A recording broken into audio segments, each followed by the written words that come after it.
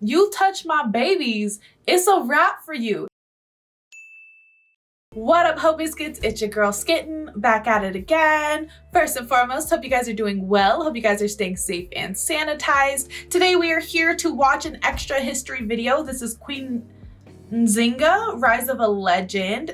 It's one of, I'm not sure how many. I'm pretty excited about it. And for those of you guys who are wondering when we're gonna get to the next History of Beer video with Chavez, just know that if I have to tie him to this seat to get him to watch it in the next week or so, it will be done. Just know. Just know. I'm super excited to see what this video has in store for us. So without further ado, let's go ahead and get started. 16th century, Luanda. Okay. An emissary of the Ndongo people approaches the Portuguese governor, expecting the courtesy owed to any foreign dignitary. But there's only a mat on the floor. No chair in sight. The Portuguese governor looks placidly on, waiting for her to place herself at his feet. The Ndongo emissary, however, will not be diminished by this man, the living symbol of the conquering forces that have ravaged her country. At her command, one of her servants goes down on all fours. The woman then seats herself, regal, perfect as the cold gleam of her axe. So enthroned, she begins her negotiations with the governor. Oh, okay. This will be the first time Nzinga challenges the Portuguese, but it will not be the last.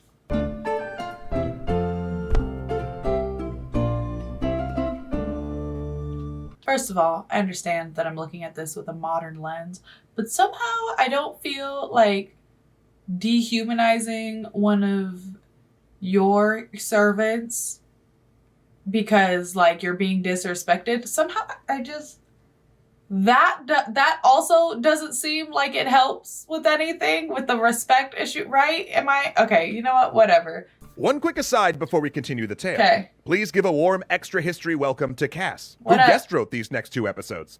Thanks, Cass. Queen Nzinga of the Ndongo and Matamba kingdoms, and scion of the Mabundu people, will spend 40 years standing between the Portuguese and their ambitions, using everything at her command: her cunning, her ruthless intellect, her military acumen, and even the bodies of her people. Jesus. Whatever it takes to succeed. Her single-mindedness is no surprise. Nzinga was born with her umbilical cord twisted around her neck, marking her for an unusual life. She was also her father's favorite child, for Nzinga was more scholarly than her siblings, more physically adept, better even than her brother at wielding the battle axe, the symbol of her royal line. Nice. And as she grew older, the king's favor allowed her access to affairs of state. The hot-blooded Nzinga became witness to her father's counsels in both war and peace. And the lessons she learned there would serve Nzinga well. Portugal was spreading its reach across the continent, hungry for conquest and starved for slaves to fill its ships. Jesus Christ. In fact, to the Portuguese, Nzinga's country represented an endless supply of muscle and sinew, and their philosophy was as simple as it was brutal. If a slave died, they only need to fetch more. Few could stand in their way. The Ndongo said that the Portuguese killed so many of their people that Portuguese soldiers walked across fields of corpses. Jesus. Portugal's presence would come to define Nzinga's life. She spent her early adulthood involved in military campaigns, some under her father's command, others as part of her brother's war effort. And the two siblings, despite their willingness to cooperate in the face of a mutual adversary, shared a long-standing animosity. Oh, For years, okay. Nzinga's brother stood in her shadow. So when he finally took power, Nzinga's brother did everything he could to keep his sibling in He her said, place. back up. In fact, according to one story, he ordered her newborn son murdered and had Nzinga and her sisters sterilized, ensuring there would be no usurpers to the Oh my throne. God. But Nzinga's brother made a mistake.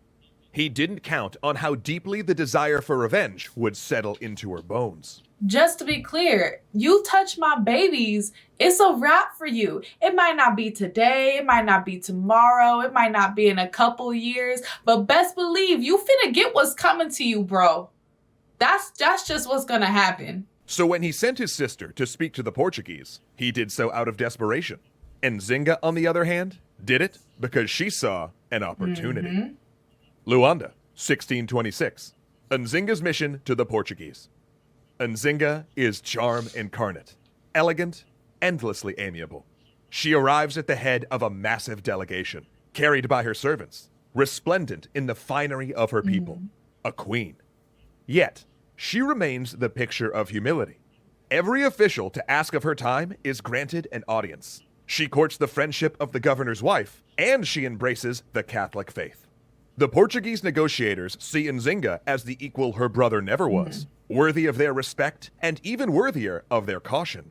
More importantly to her, though, she will strike a blow against her brother, and she will prove herself, once and for all, his better. And oh boy, did she ever do that. According to one story, Nzinga, upon returning from her expedition, harangued her sibling mercilessly. She humiliated him for his losses, his inability to command the respect of his enemies. Their great kingdom was in shambles, and it was, Nzinga said, his fault. She said dishonor on you, dishonor on your cow, dishonor on your whole family. There was no question that her brother's days were numbered, though whether his end was suicide, euthanasia at his request, or murder at his sister's hand, no one will ever know for sure. But we know. One thing is known. With her brother gone, the way was clear. Nzinga would finally take her place as ruler of the Ndongo. Her first act as queen was to ensure that no one would ever be able to take away her hard-won power. Now, during the 17th century, there lived groups of marauders and mercenaries known collectively as the Mbangala. They were notorious across the continent. Some stories even claim that they were cannibals who engaged in ritual sacrifice and stole adolescents to fill their ranks. But despite their reputation, both the Portuguese and the locals sought the Mbangala's service. Nzinga herself had fought beside them more than once. And it was into the Mbangala's care that her brother placed Nzinga's nephew, confident perhaps that there was no safer place for the boy to be from Nzinga. I guess. But always crafty and relentless, Nzinga had an idea. She sought out the leader of the Mbangala band and made a great show of expressing her love. Despite his initial misgivings, her quarry submitted to her affections, and the two arranged to be married. But before the ceremony even concluded, Nzinga took a hold of her brother's son, slew him, and threw the boy's corpse into a river, declaring to all that she had finally avenged her son. And with that, her throne was safe. Meanwhile, Nzinga's Portuguese contacts knew nothing of these matters. Having only seen Nzinga at her most agreeable, they had no cause to think of her as a threat. Her brother, after all, had been ineffective, an inconvenience at most. Why would she be any different? Especially given how readily Nzinga, who had become the goddaughter to the governor's wife, had embraced Portugal and its religion. She decided to become a sleeper agent, and I like that. I don't support, the killing of babies, but, But they soon realized it was all an act. Unwilling to honor their previous agreements, the Portuguese governor demanded Nzinga return the soldiers and slaves that had run away to join her in her land, and ordered her to become a vassal of his king. Having achieved so much in the last few decades, the Portuguese saw no reason to bend. As far as they were concerned, the continent belonged to them. All of the leaders of the Mbundu, including Nzinga, owed tribute. But actually, these Portuguese demands assisted Nzinga's cause tremendously. She sent messengers deep into her enemy's territory, armed with the promise of freedom and a reminder that it was better to be masters of their own land than to stand bowed under colonial rule. Nzinga sheltered all those who escaped to her territory, and when their former overlords demanded their return, the new ruler of the Ndongo simply replied that there were no such slaves in her possession. Man, John Cena's got nothing on her. Throughout it all, Nzinga continued to stand as an example to her peers, cordial yet completely resistant to attempts to humble her. For the first time since their arrival 50 years before, the Portuguese stranglehold on the region was loosening, and that made them afraid. Nzinga's enemies changed their tactics. They branded her a pretender to the throne. What if I say I'm not like the others? What if I say I'm not just another one in your face?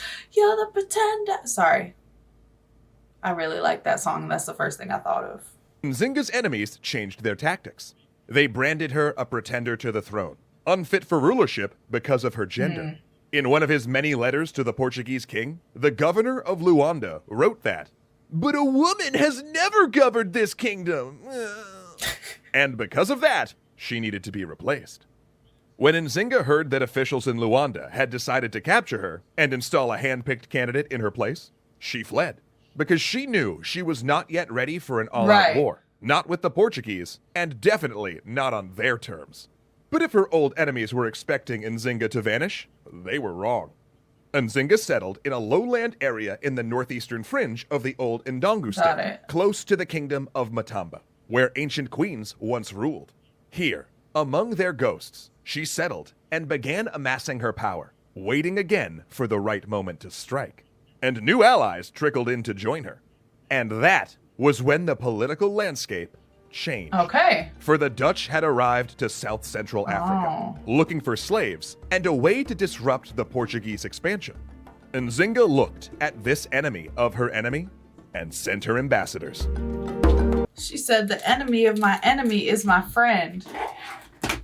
But we all know they not really friends, right? Like, they not really friends. This video was a great introduction into the story of Queen Nzinga. I've never heard of her, so I really like this spotlight on this character for this video, and I'm really excited to see the next one. I hope you guys enjoyed it. Don't forget to leave your reaction requests and recommendations down in the comments below. And other than that, peace out, Hope Biscuits. It's Skittin' Lit.